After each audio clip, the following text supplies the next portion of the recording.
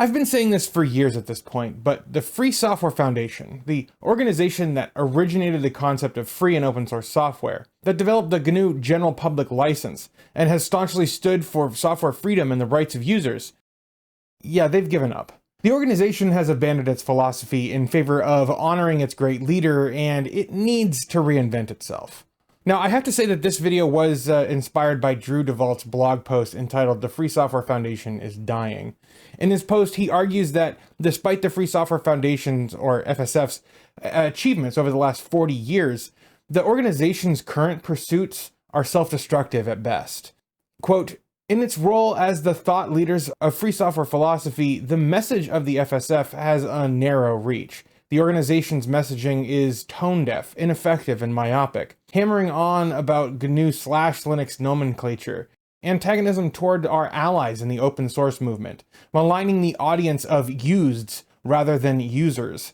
None of this aids the cause. The pages and pages of dense philosophical essays and poorly organized FAQs do not provide a useful entry point or reference for the community. The message cannot be spread like this."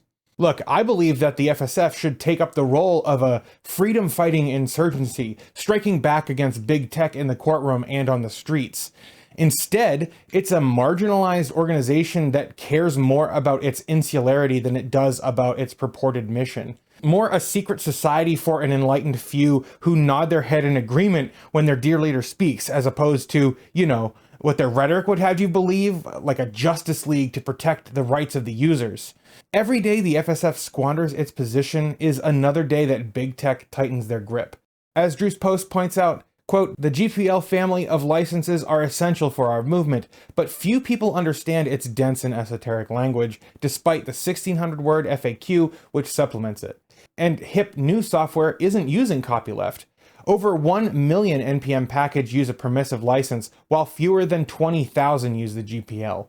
Cargo supports 500,000 permissive packages and another 20,000 or so GPL'd.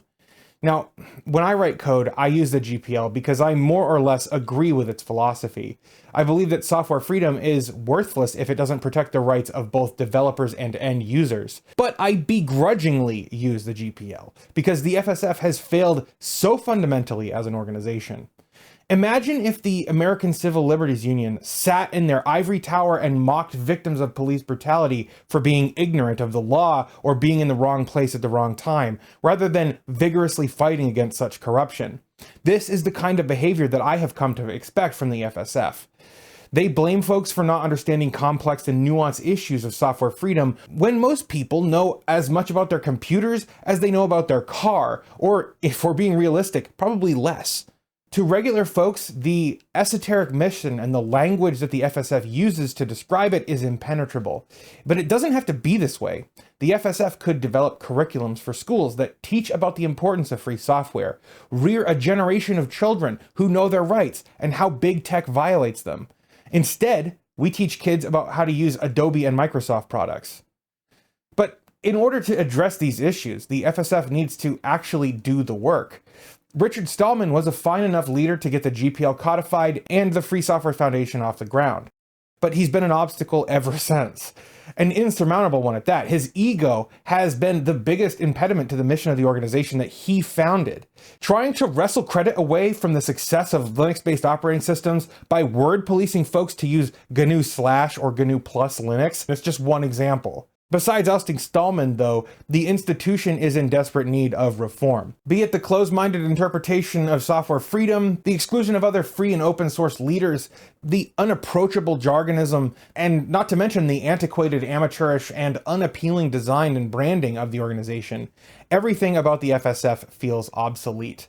Their messaging alone is archaic and hasn't adapted to the modern web or app ecosystems of smartphones. Where the need for the messaging is even greater, the FSF has simply stagnated.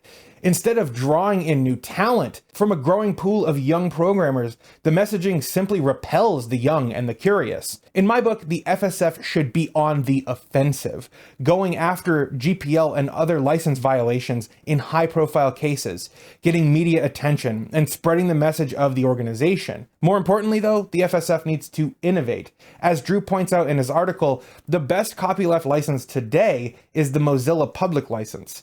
It's easy to read, it's comprehensible to folks who aren't lawyers, and even outperforms the GPL in many aspects. But that's not to say that it's perfect. There are many shortcomings, especially when it comes to the copyleft or virality of the license. Copyleft ensures that anyone, from downstream developers to end users, have the right to copy a program and do what they want with it. The Free Software Foundation should write new licenses that fill the gaps. There should be a whole host of FSF-made licenses that are easy to read, easy to comprehend, and easy to apply to your own work. Instead, they're word policing their dwindling audience and using language that nobody else can understand. Look, the fact is, the FSF is not achieving their goals. I believe it's because they're too distracted by irrelevant pursuits. I hope and pray that they'll be able to right the ship, have a complete change in regime, and take on the true mantle of software freedom. If not, they'll fall even further into obscurity, and other organizations like the Open Source Initiative or the Software Freedom Conservancy will continue to pick up the slack. But I'd like to know what you think. Leave me a comment and let me know. I would love to hear from you.